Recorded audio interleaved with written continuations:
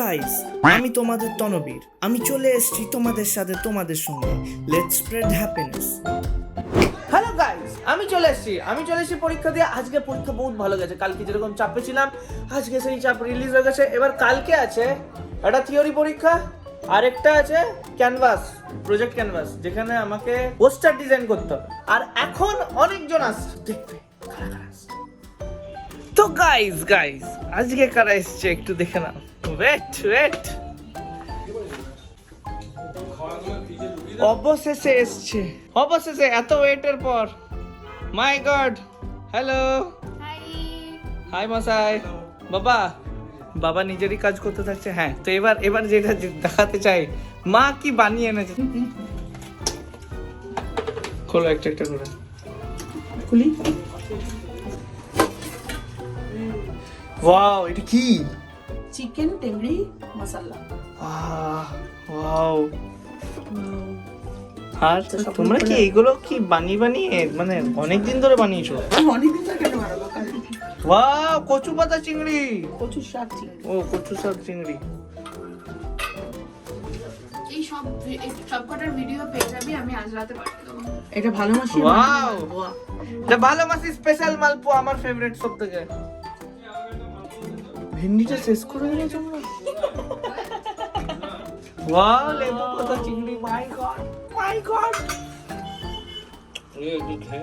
তোমাদের ঘরের জন্য নাই? এই দেখ, এই দেখ।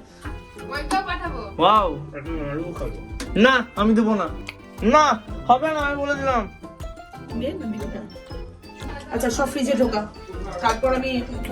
না, তুমি কি বলতে চাও? আমি কি বলবো বাবা, তোর কাছে এসে আমি ভেরি হ্যাপি। মাই গড গাইস, সবাই চলে এসেছিল, খুব বেশি মজা এলো।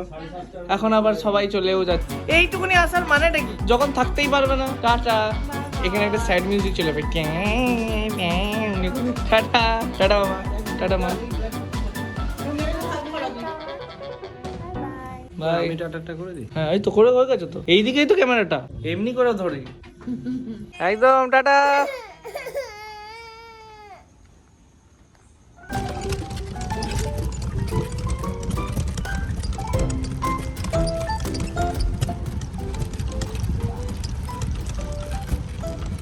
হ্যালো গাইস, আমি অনেক দিন পর এক্সাইজ চাপলাম, অনেক দিন পর। তো এই হচ্ছে এক্সপিরিয়েন্স, অনেক দিন পর ভাল লাগছে, অনেক দিন পর। আমি একটু বাইরে এসেছিলাম। আজকে মা আমাদের জন্য কি এনেছে দেখে নিন।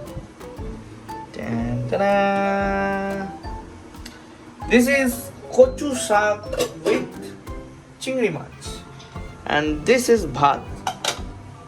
Very much nice. এখন আমরা যাব প্লেটের দিকে। খাচ্ছি ভাত আর কচু পাতা দিয়ে চিংড়ি মাছ, মাই ফেভারিট। তো খেয়ে জানাই। আপাতত এখন অনেক এক্সস্টেড। আজকে সকালবেলায় ছিল পরীক্ষা দিয়ে নিয়েছি, খুব চাপে ছিলাম। কালকে তো দেখেছিল বহুত চাপে ছিলাম, আমার একটাও ভিডিও টাইমে আসে না।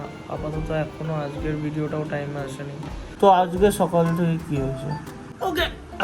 তো আজকে কি হয়েছে, যেই আমি পরীক্ষা দিতে গেলাম, আমি আগে চলে গেছি, দুজনেই র্যাপিডো করে গেলাম, আমি আর রোনা। এখান থেকে আমি আর সাদা। তো ওইখানে যখন পৌঁছালাম কলেজে, তখন আমি ঢুকে গেছি অনেক আগে। আমি ওকে ফোন করছি, ভাই তুই কোথায়? দেখছি ফার্স্ট অফ অল ফোন ধরলো না। সেকেন্ড টাইম ফোন কল করলাম, তারপর ফোন ধরলো, বললো যে আমার এখনো আসতে 10-15 মিনিট দেরি লাগবে। একই জায়গা থেকে গেলাম, একই টাইমে র্যাপিডো এলো, আর ওর র্যাপিডো নাকি 10-15 মিনিট লেটে পৌঁছাবে। টাইম হয়ে গেছে, এখনো ও আসেনি। ঢুকলাম ল্যাবে, তারপরে ও এলো। মানে কি, ওর সঙ্গে সব জিনিসপত্রগুলো হয়, ওর। তো ফার্স্টের পরীক্ষা ছিল আজকে কনস্টিটিউশন অফ ইন্ডিয়া বহুত ভালো গেছে। কনস্টিটিউশন অফ ইন্ডিয়া যদি না পারি তাহলে আর কি পারবো, মানে এটা লজ্জার বিষয়। নেক্সট পরীক্ষা ছিল ওএস। এভারেজ জিনিসপত্র ছিল, বাট চাপ বহুত ছিল, কারণ স্যারগুলো বহুত রাগি আর বহুত পেছনে লাগে। এবার সবার সামনে যদি উল্টাপাল্টা কিছু বলে দেয়, ওইটাই ভয়। আর আমার মাথায় কি চলে, যখনই পরীক্ষা দিতে যায় না, যে পরীক্ষার পরে কি হবে সেটা আমার মাথায় চলে, টেস্ট ফ্রি থাকি তখন। কিন্তু মাঝখানে যদি আমার মনে পড়ে যায় যে স্যাররা কি বলবে, সবার সামনে যদি কিছু বলে দেয়, অপমান করে দেয়, কি যে লাগবে। তারপর আজকে কি হয়েছে, ওই ল্যাবে যখন ঢুকলাম, ওএস ল্যাবে, তখন সিট ফুল। আর সিটই নাই আমাদের জন্য। বরাবর যা হয় শেষের দিকে রোল নাম্বার আমার, তো যা হোক পাইনি সিট। নিচে গেছি, নিচেও পাইনি। বললো যে প্রজেক্ট ল্যাবে যেতে নেই। যে প্রজেক্ট ল্যাবে গেলাম বললো এখানেও সিট নাই।